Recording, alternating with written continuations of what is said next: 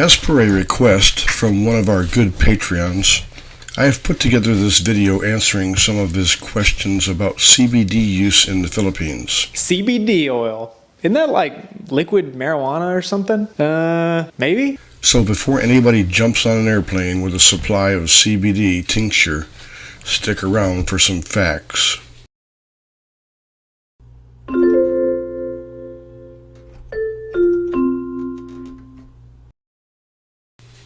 Cannabidiol, also known as CBD, remains restricted throughout most of Asia, but the laws are changing. The demand for CBD products continues to increase, and markets are slowly beginning to change. The rules on CBD vary significantly from one country to another, and the laws are heavily dependent on cultural, traditional, and religious differences. To understand why hemp has been banned in many parts of Asia, one should understand how these countries view the plant. For many years, some Asian countries have not differentiated between hemp and marijuana. This has been problematic for those looking to use hemp for its health benefits, rather than for the psychoactive effects of marijuana.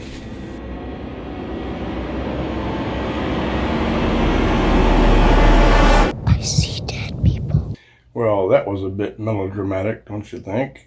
For the benefit of those folks who don't understand the difference between hemp and marijuana, they both belong to the cannabis sativa species, but they differ in appearance, composition, and use. For example, marijuana is any cannabis plant that contains more than a set amount of THC by dried weight. THC is one of the 113 cannabinoids found in cannabis. Cannabis is known for inducing psychotropic effects and is directly responsible for the psychoactive effects of a marijuana plant. Hit that, son.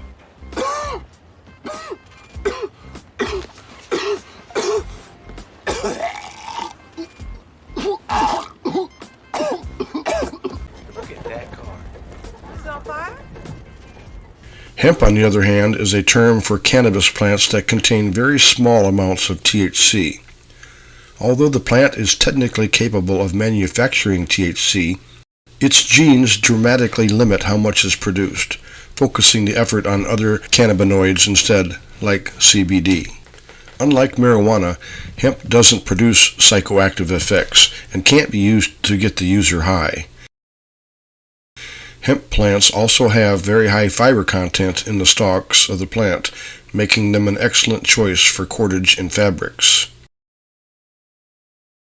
Hemp is the main source for CBD products due to the distinction that many regulators make between this plant and marijuana.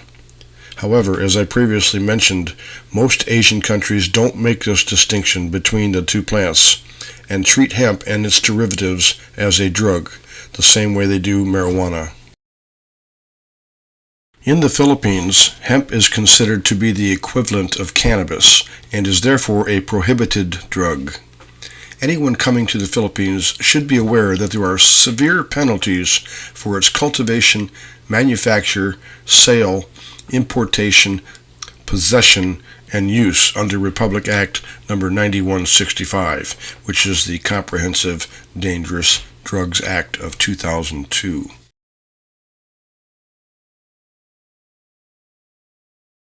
So, is medical marijuana legal for medical use in the Philippines? Technically, no. Cannabis and its derivatives are strictly prohibited in the Philippines. In March of 2017, House Bill No. 180 was first submitted for reading, and it would legalize the possession and use of medical marijuana for those who receive a recommendation from a physician. The House of Representatives thinks it is high time for the Philippines to legalize and regulate the medical use of cannabis or marijuana. Voting 163 to 5 to 3, legislators approve on third and expanding research into its medicinal properties and for other purposes. From everything I have read, I learned that the bill passed after the third reading, but was never signed into law. The measure would establish a system of regulated dispensaries accessible by all qualified patients. Supporters of the bill agree that legalizing medical marijuana will benefit thousands of patients suffering from serious and debilitating effects. While there are some exceptions regarding hemp imports into the Philippines, for example, for approved medical use and in some processed forms, the debate on regulating cannabis for medicinal use is still on the table in the Philippines.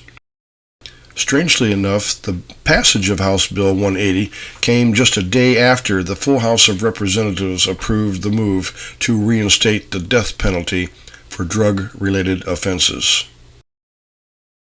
But as I mentioned earlier, there seems to be this vague exclusion, one which falls under the compassion laws in the Philippines and is applicable to that category of individuals suffering from a terminal illness.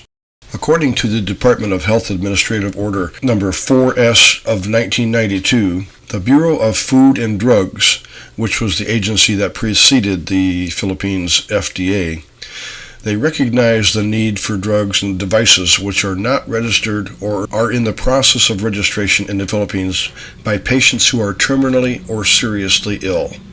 The administrative order allows the agency to issue permits granting a specialized institution and specialty society the privilege to avail of an unregistered drug and device product through a certain licensed establishment for certain kind and type of patients, specific volume, and period. Basically, what all this means is that anyone in this category must first apply to the Food and Drug Administration for a special permit to use cannabis-based drugs, and that includes CBD oil. Although this rule of compassion was introduced in 1992, the stigma around cannabis still exists, and very few applications for exemption have been submitted to date. My take on all this is this. If you combine the Dangerous Drugs Act with the FDA circular, you sort of have a convoluted argument for a compassionate use provision, which is pretty ambiguous, not to mention a treacherous hill to climb. I also believe that because it has been suggested that the use of medical marijuana may be permitted under this compassionate use law, there was never an urgency to incorporate the legalization into law. And one catch-22, since House Bill 180 was never signed into law, marijuana remains illegal in the Philippines, and there are no registered dispensaries or outlets to get these compassionate use products from. Here on Guam, marijuana is not only legal for medicinal use, it is also legal for recreational use. I got turned on to CBD products shortly after my back surgery a couple years ago, and I can attest that it does help fight inflammation. But I have discovered there is a distinct difference between using a product like gummies, which might contain trace amounts of THC, and a CBD tincture, shown here. CBD oils tend to have even more minute traces of THC and can be taken without experiencing any psychoactive effects. In my experience, gummies tend to be unpredictable in levels of contained THC and how it might affect you, or in other words, each gummy potentially holds a different potency. Our cats seem to really love them, and they never complain.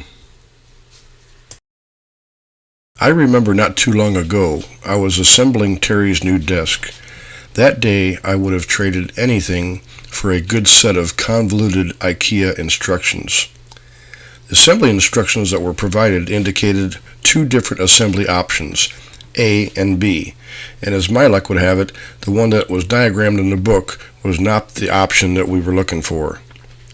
I also concluded that day that a certain brand of CBD gummies does nothing to enhance one's concentration, and I don't need to say much more other than I assembled and disassembled this desk twice before getting it right.